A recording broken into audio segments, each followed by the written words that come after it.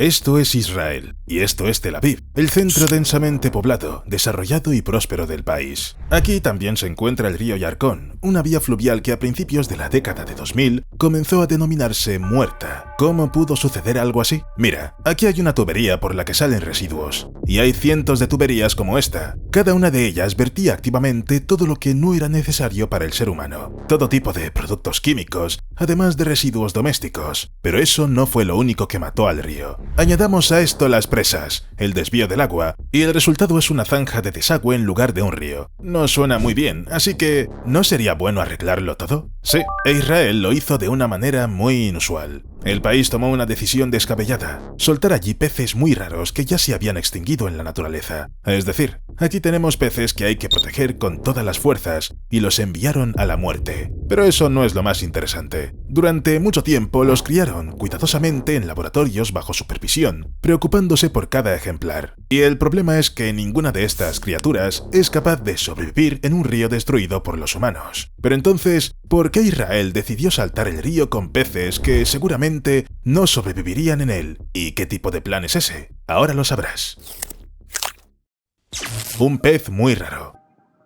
Así pues, se liberaron miles de peces muy raros en el río Yarkón, que estaba muerto. La propia formulación suena como un error. Si el río está muerto, ¿por qué devolver algo allí? La lógica sugiere que no tiene sentido, pero el hecho es que este pez simplemente no tenía otras opciones. Se trata del pez Yarkón, Acanthobrama telavivensis. Es una especie pequeña de agua dulce que siempre ha existido únicamente en Israel. Su área de distribución era minúscula, unos pocos ríos entre los que el Yarkón desempeñaba un papel fundamental. Para una especie endémica, esto es una sentencia con aplazamiento. Y durante mucho tiempo, todo el mundo pensó que ese aplazamiento sería suficiente. Pero, ¿cómo podía una especie convertirse en muy rara si su hogar no parecía haber desaparecido? Bueno, su hogar comenzó a morir lentamente. Y eso es lo peor. En la segunda mitad del siglo XX, el Yarkón se convirtió en una fuente de agua para las ciudades y la agricultura. El agua se extraía cada vez con más intensidad, y la gente pensaba que lo controlaban todo. Sí, el río no desapareció de un día para otro, pero las especies raras no tuvieron tiempo de adaptarse, ni ruta, ni de escape. Fue el principio del fin. Al principio los peces simplemente se volvían más escasos. A finales de la década de 1990, los biólogos observaron un hecho terrible. En los lugares donde antes se registraban peces con regularidad, estos habían desaparecido por completo. A partir de ahí, la situación solo empeoró. A principios de la década de 2000, quedó claro que no se trataba de un problema temporal. La especie fue incluso declarada oficialmente extinta en estado silvestre. En pocas palabras, esta especie de pez ya no existía en los ríos de Israel. Pero, ¿de dónde la sacaron para liberarla en un río muerto? Los científicos lograron capturar algo más de un centenar de ejemplares y trasladarlos a un entorno artificial. No formaba parte de un gran plan, sino que era más bien un intento de conservar al menos algo antes de que fuera demasiado tarde. La especie solo existía gracias al ser humano. Se reproducía bajo la supervisión de especialistas y no tenía un hábitat natural. Desde el punto de vista ecológico, era un callejón sin salida. Pero fue precisamente aquí donde ocurrió lo inesperado. Los peces comenzaron a reproducirse con éxito. Por fin, la salvación de la especie. Pero entonces surgió un gran inconveniente. Los israelíes decidieron volver a exterminar el pez de Yarkón y comenzaron a arrojar miles de ejemplares de vuelta al río muerto. ¿Qué está pasando allí?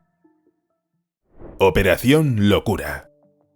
Entonces, ¿qué tenemos? El río está muerto, e incluso si el Acanthobrama telavivensis alguna vez vivió en el río, soltar miles de ejemplares allí es una locura. Los peces simplemente morirían, igual que morían antes. Pero hay un problema. Los israelíes no iban a simplemente soltar los peces. Primero había que hacer lo imposible, cambiar el Yarkón para que dejara de matar todo lo vivo. El problema ni siquiera eran las toxinas, sino que el río había dejado de ser un río. La corriente estaba bloqueada por escombros, sedimentos, plantas crecidas y basura. Y el agua estancada en un clima cálido no es una vía fluvial, sino una trampa. El oxígeno disminuye, todo comienza a pudrirse y los peces mueren. Por eso, a principios de la década de 2000, los empleados de la Autoridad del Río Yarkón y de la Autoridad de Naturaleza y Parques de Israel comenzaron a limpiar el río para que el agua volviera a fluir. ¿Funcionó? Por supuesto. El nivel del agua subió, el estancamiento disminuyó y el agua recibió oxígeno, esa reserva mínima sin la cual los peces mueren. Pero para los peces es importante la calidad del agua, y aquí hay toneladas de residuos que se vierten directamente en el curso de agua. ¿Qué hacer al respecto? Todo es sencillo. Se eliminaron las fuentes de contaminación más graves y se hicieron pasar las aguas residuales por plantas depuradoras. Esto se hizo con un frío cálculo. Los peces liberados en el río no debían vivir horas, sino semanas y meses. En 2002-2003 se envió al Yárkon el primer lote, unas 5.000 unidades. Y aquí viene el hecho que rompe las expectativas. Los peces sobrevivieron. Comenzaron a nadar tranquilamente y a llevar una vida normal en el curso de agua que en su día fue destruido por los humanos. Parecía una victoria, pero luego los científicos se enfrentaron a una realidad desagradable. La supervivencia no es sinónimo de recuperación. La característica más importante de un río vivo es la reproducción, y eso es precisamente lo que no ocurría. Los peces existían, pero no tenían futuro. Es decir, el Yárkon dejó de ser un asesino, pero nunca llegó a convertirse en un hogar. Entonces hubo que averiguar qué era lo que le faltaba al río. Si los peces vivían, pero no se reproducían. La respuesta resultó ser muy desagradable. Los peces no tenían lugares para desovar, las huevas no tenían dónde fijarse y los alevines dónde esconderse. Sí, el río parecía limpio, pero desde el punto de vista de los peces era un desierto. Por eso, los israelíes comenzaron la siguiente fase de la operación: reconstruir el medio ambiente pieza por pieza, como un mecanismo. ¿Lo lograron? Bueno, en 2006-2007 se liberaron otros 9.000 peces en el Yárkon, y con el tiempo quedó claro que no se trataba de una presencia temporal de peces. La población finalmente se estableció. Como resultado, se cambió el estatus de la especie. Dejó de considerarse extinta en la naturaleza y pasó a la categoría de vulnerable. Pero, ¿sabes qué? Eso fue hace bastante tiempo. ¿Qué pasa ahora con el río y cómo se encuentra esta rara especie de pez? El regreso de entre los muertos. Hoy en día, el Yárkon ya no es el mismo río que en la segunda mitad del siglo XX, cuando era un canal conveniente para todo lo que sobraba. Se han detenido los vertidos masivos de aguas residuales sin tratar, se han eliminado o controlado las principales fuentes de contaminación y ahora se depura una parte significativa de las aguas residuales. Esta decisión parece una victoria. El agua es más transparente en algunas zonas, la corriente es más estable y en el río vuelven a aparecer peces y plantas que antes no sobrevivían aquí. Pero hay un dato desagradable en esta historia. Los vertidos se detuvieron, pero siguen ocurriendo. Había que hacer algo al respecto. Así surgió el programa estatal Clean Yárkon. Su lógica no es limpiar de una vez, sino mantener el río bajo supervisión constante, bloquear las vías de contaminación, controlar los vertidos y aumentar el flujo de agua más limpia. Y si esto parece la solución ideal, entonces no lo es. El movimiento del agua no salva de una cosa que puede arruinarlo todo en cuestión de horas. ¿Qué hacer si llueve y arrastra toda la suciedad al río? A lo largo del Yárkon han comenzado a funcionar sistemas de monitoreo en tiempo real. Los sensores controlan la calidad del agua y detectan los momentos en los que algo va mal, especialmente después de las lluvias. Antes, estos aumentos se detectaban a posteriori, ahora se detectan de inmediato. Pero el problema no está completamente resuelto. La mayor parte del Yárkon sigue sin considerarse oficialmente apta para el baño. Después de fuertes precipitaciones, los indicadores de calidad del agua pueden caer drásticamente. En resumen, se necesita una limpieza constante y la naturaleza sabe quién puede hacerlo mejor. Un superhéroe discreto. Para entender cómo se puede acelerar la limpieza de los ríos, trasladémonos por un momento a un lugar donde el agua no se contamina en un solo lugar, sino en todo el país. Se trata del río Mississippi, un gigantesco sistema que recoge el agua de la mitad de los Estados Unidos. Aquí hay muchos residuos y no es posible construir plantas de tratamiento sin más. El problema del Mississippi es sencillo y al mismo tiempo enorme en cuanto a su magnitud. Todo lo que se lava de los campos de varios estados y zonas industriales a lo largo de las orillas acaba aquí. El río es demasiado grande, hay miles de fuentes y es imposible controlarlo todo. Entonces, ¿qué hacer? Una de las respuestas se encontró en organismos que antes abundaban aquí: los mejillones de agua dulce. Estos moluscos viven en el fondo y casi no se mueven, pero durante décadas han actuado como filtros vivos. Mira, este pequeño y discreto ser es capaz de filtrar entre 10 y 40 litros de agua al día, y las especies más grandes aún más. Una colonia de varios miles es capaz de filtrar toneladas de agua cada día. ¿Cómo funciona? La naturaleza lo ha pensado todo. La almeja aspira el agua,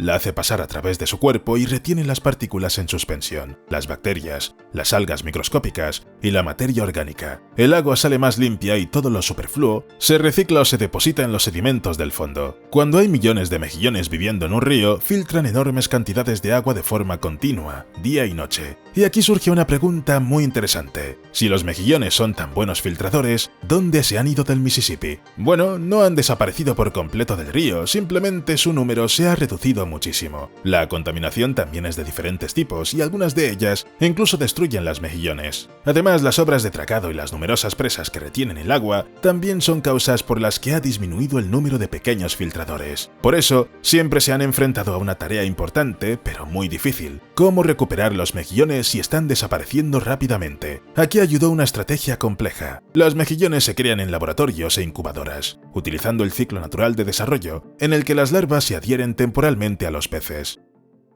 Los moluscos crecidos se liberan en secciones del río y afluentes donde la calidad del agua ya ha mejorado o hay posibilidades de que los mejillones sobrevivan, y esta estrategia ya ha tenido éxito. Por ejemplo, el Museo y Acuario Nacional del río Mississippi se asoció con el Servicio de Pesca y Vida Silvestre de los Estados Unidos y el estado de Iowa, lo que dio como resultado la liberación de más de 60.000 millones de mejillones jóvenes entre 2010 y 2017. Según se afirma, el agua se ha vuelto realmente más limpia, y lo que es más importante, estos pequeños filtradores siguen aumentando su población. Pero ¿sabes cuál es el problema? Resulta que los mejillones no son tan fáciles de criar ni siquiera en incubadoras. A pesar de su aparente simplicidad, estos seres tienen un ciclo de vida demasiado complejo. ¿Qué se puede hacer al respecto? Existe el Dale Hollow National Fish Hatchery, donde parecen saberlo todo sobre los mejillones de agua dulce. En 2013-2014, los empleados infectaron a los peces hospedadores con larvas de mejillones y los colocaron en jaulas suspendidas directamente en el embalse local. Y todo salió bien. En 2013 se lograron criar 34 mejillones jóvenes de 3 especies, y en 2014, 601 ejemplares jóvenes. En resumen, si se analiza el trabajo general del criadero, para 2023 habrán pasado por él 2.865 mejillones. Todos ellos se destinaron a diversos proyectos de restauración a lo largo del río Mississippi. Y estos son solo un par de ejemplos. En realidad hay muchos más. Así que Israel tiene dónde obtener información para salvar sus ríos contaminados. Es más, si el país quiere limpiar sus aguas saladas costeras, los moluscos también pueden ayudar. No las almejas, sino otros.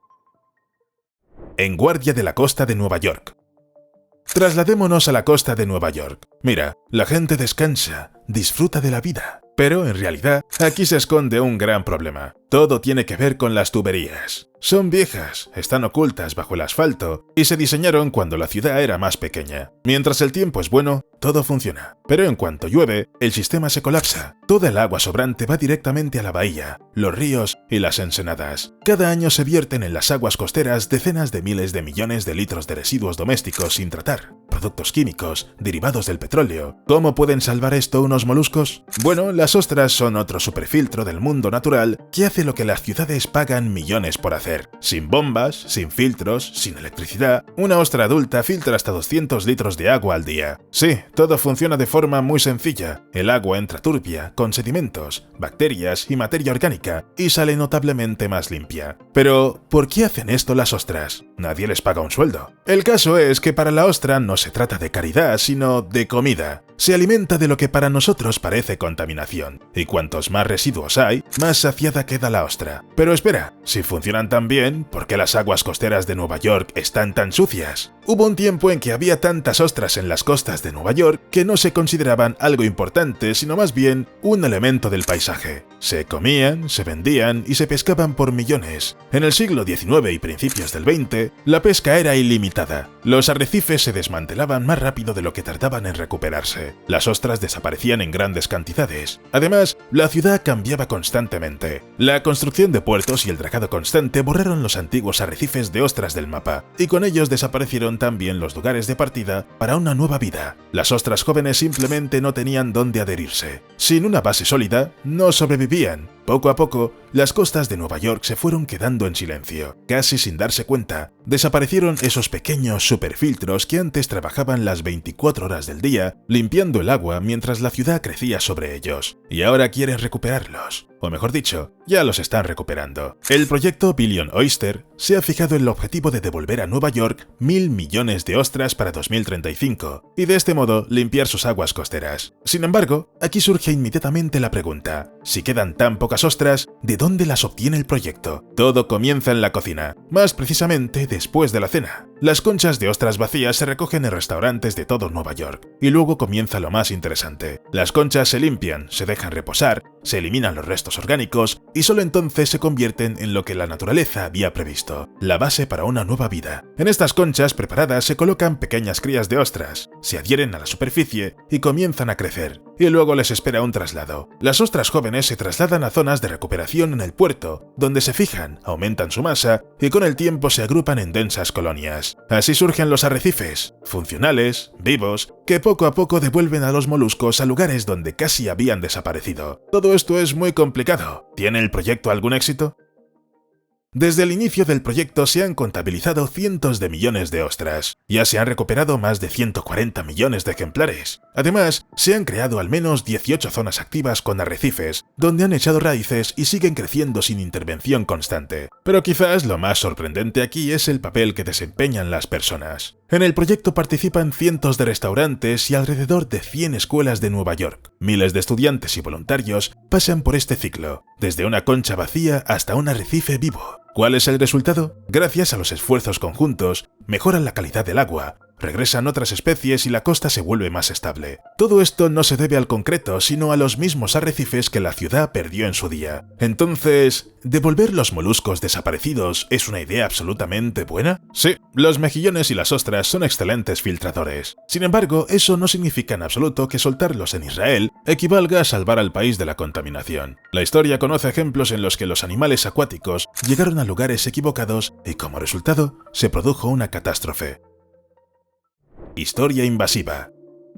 Ante ti tienes la carpa asiática, el pez con peor reputación del mundo. Hoy en día, varias especies de estos peces se consideran una de las plagas acuáticas más peligrosas de Estados Unidos. Pero todo comenzó sin mala intención y de manera casi ejemplar. En los años 60 y 70, estos peces fueron traídos de Asia con un objetivo bastante razonable: poner orden en el agua. Las carpas se comían el exceso de vegetación y algas, y controlaban el fitoplancton en los estanques económicos y de purificación. Una de las subespecies se utilizaba incluso como agente biológico contra las babosas y los parásitos en la piscicultura. No se les daba ninguna libertad, pero lo decidían todo por sí mismas. En Estados Unidos, las carpas asiáticas se mantenían en estanques cerrados y se criaban activamente. Solo se liberaban después de obtener toda una serie de permisos y exclusivamente en zonas especialmente valladas. Todo estaba bajo control. Entonces, ¿en qué momento el útil limpiador se convirtió en un problema a escala nacional? La respuesta es simple y desagradable. Las inundaciones erosionaban las orillas de los estanques, las presas y las vallas fallaban. En algunos lugares se producían accidentes y en otros se liberaban los peces de forma intencionada o por negligencia. Las carpas comenzaron a escapar, al principio de forma imperceptible, hacia los canales, luego hacia los ríos, y luego el proceso se volvió autosostenible. Una vez fuera de los estanques domésticos, se adaptaron rápidamente a los sistemas naturales. Había muchos ríos, aún más comida y ninguna restricción. Así, los antiguos trabajadores contratados se convirtieron paso a paso en habitantes libres de las aguas estadounidenses, dejando de ser una herramienta de control para convertirse en un factor con el que ahora hay que lidiar. Pero si la carpa es un pez útil, ¿cómo se convirtió en una plaga? Estos peces no comen cualquier cosa. La carpa asiática se alimenta de plancton, esa capa microscópica de vida en la que se sustenta la cadena alimentaria fluvial. Cuando desaparece, los primeros en rendirse son los peces pequeños y los crustáceos. Les siguen las aves, para las que estos peces pequeños eran su alimento. El río parece permanecer en su lugar, el agua fluye, pero por dentro el sistema comienza a vaciarse. Y lo más triste es que hay muchísimos ríos así. En pocas décadas, la carpa asiática se ha extendido por la mayor parte de la cuenca del Mississippi y sus afluentes, y luego ha traspasado sus límites, llegando a los ríos del centro y el este del país. Según las estimaciones de las autoridades, al menos una especie ya se ha establecido en 45 estados. No se trata de un problema local, sino que afecta a casi todo el país. Por eso, muchos se preguntan, ¿qué hacer ahora con esta invasión? Detenerlo es caro y lleva mucho tiempo. El Estado paga por el tiempo perdido anteriormente. Solo el Servicio de Pesca y Vida Silvestre de los Estados Unidos destina cada año alrededor de $19 millones en subvenciones a 33 proyectos en 18 estados para la captura masiva, la vigilancia, las barreras y los intentos de contener la propagación. Anteriormente, el presupuesto federal incluía decenas de millones para investigación y soluciones de ingeniería, por ejemplo, más de 78 millones de dólares en 2010. Si se tienen en cuenta los grandes proyectos de protección de los sistemas acuáticos y prevención de fugas en los grandes lagos, las estimaciones alcanzan cientos de millones e incluso 18.000 millones de dólares. Un pez muy caro. Así pues, se pueden sacar las siguientes conclusiones. Se pueden introducir moluscos en el agua, pero no peces exóticos. Así es, pero hay un problema. Entre los moluscos también hay plagas. La cebra que conquistó el país. El mejillón cebra es originario de las cuencas de los mares Negro, Azov y Caspio, y es un filtro casi perfecto. Hace exactamente lo que los ecologistas suelen apreciar de los moluscos. Filtra el agua, captura partículas en suspensión, fitoplancton y detritus orgánicos. A través de las branquias pasan grandes volúmenes de agua, y todo lo comestible queda dentro. Las investigaciones muestran que un solo ejemplar es capaz de filtrar una enorme cantidad de líquido. Entonces, ¿por qué no poblar con ellos todas partes? El caso es que este filtro vivo se ha convertido en una de las amenazas invasoras más destructivas de Estados Unidos. Pero, ¿cómo llegó allí el mejillón cebra? En Norteamérica, estas criaturas se vieron por primera vez a finales de la década de 1980 en los Grandes Lagos. La versión de su aparición roza incluso la leyenda. Las aguas de lastre de los barcos de pasajeros y mercantes que atracaban en los puertos europeos llegaron a las aguas de los embalses estadounidenses. En resumen, el agua no es solo un líquido, sino que también contenía larvas microscópicas de mejillones. El nuevo entorno resultó ser adecuado, con pocos depredadores y mucho espacio. A partir de ahí, todo sucedió rápidamente. Desde los Grandes Lagos, los mejillones se extendieron por los ríos, lagos y embalses de Estados Unidos y Canadá. A primera vista, esto parece genial. Son filtros gratuitos. Pero aquí es donde empieza lo desagradable. Los mejillones cebra no solo filtran lo sobrante, sino también la base de la cadena alimentaria. Absorben masivamente el fitoplancton y los organismos microscópicos, dejando sin alimento al zooplancton y a los alevines. El agua puede parecer más transparente, pero el ecosistema bajo esa transparencia comienza, por así decirlo, a adelgazar. Y ese es solo el menor de los problemas. Estos mejillones se adhieren a prácticamente cualquier superficie sólida. Rocas, fondo marino, conchas de otros moluscos, forman densas colonias, auténticas alfombras que cubren la superficie capa tras capa. Las especies locales simplemente no tienen a dónde ir, pierden espacio y pierden la competencia por el alimento, y ahí se acaba su feliz vida. Las colonias de mejillones cebra obstruyen tuberías, filtros, sistemas de refrigeración, elementos de plantas de tratamiento de agua y centrales hidroeléctricas. Los servicios públicos y las empresas tienen que limpiar regularmente la infraestructura, reparar el equipo e implementar medidas de protección. Esto cuesta millones de dólares, no una sola vez, sino una y otra vez, porque los mejillones no se detienen y no tienen muchas ganas de irse. ¿Cuál es el resultado? La propia naturaleza puede ayudar a Israel y a cualquier otro país a limpiar ríos y otros cuerpos de agua, pero hay que tener cuidado con ella. De lo contrario, la historia terminará mal.